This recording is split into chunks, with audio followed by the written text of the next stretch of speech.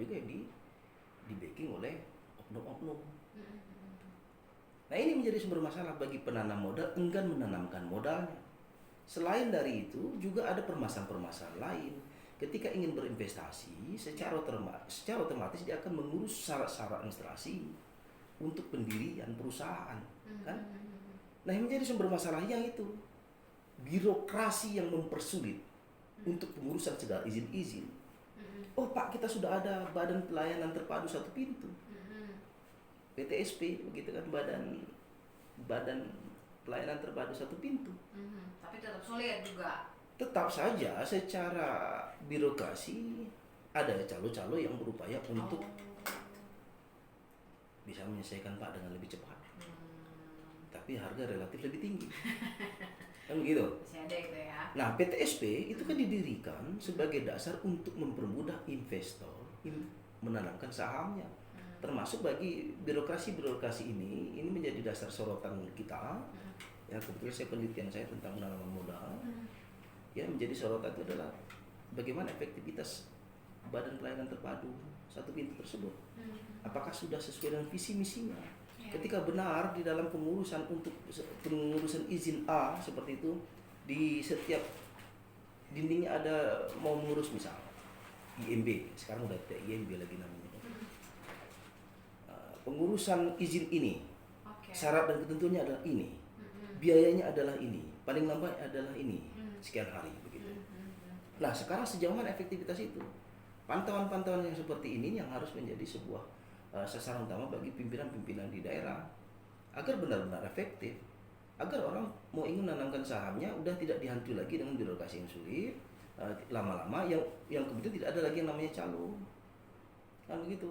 Klien kita ada kemarin terlibat dalam calo, ternyata calonya adalah orang yang tidak bisa bertanggung jawab, ternyata yang dibuatnya adalah palsu. Ya, dokumen-dokumen pemerintahan itu untuk izin, sehingga kita ini yang cukup sayangkan gitu kan. Lalu saya tanya kenapa klien kita lebih tidak memanfaatkan Badan Pelayanan Terpadu Satu Pintu?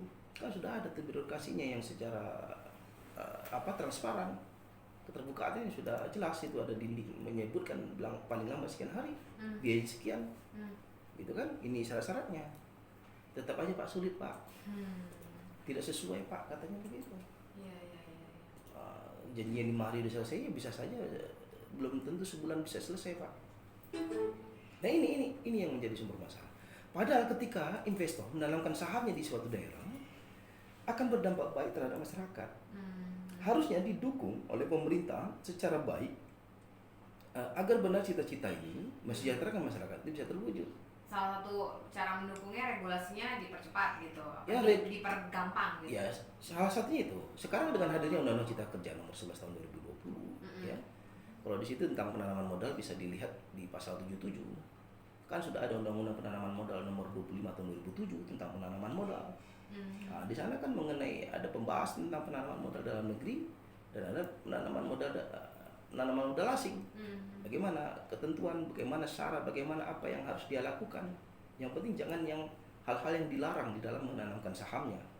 Apakah mendirikan pabrik miras, gitu kan, itu dilarang. Pabrik pembuatan senjata, gitu, dilarang kan, atau membuat rakit bom, gitu.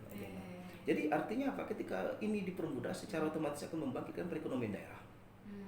Nah, hukum penanaman modal mengatur demikian, cita-citanya seperti itu, sehingga ini harus didukung. Sebenarnya mohon maaf ya, kalau mau mensejahterakan masyarakat dengan cara pola-pola ini saja, berikan kemudahan kepada penanaman modal asing atau penanaman modal dalam negeri, kemudian dia akan menempatkan tenaga kerja lokal. Harus ada penekanan tentang penempatan tenaga kerja lokal. Itu dimuatlah minimal di dalam perda, ya, minimal dalam perda berapa persen itu warga tempatan wajib dipekerjakan, dan itu harus konsisten. Artinya ketika warga tempatan sudah dipekerja, secara pembangkitan perekonomian daerah, masyarakat tempatan itu akan terberdayakan. Kemudian masyarakat akan merasa bersaing ketika ada seleksi di dalam penempatan tenaga kerja.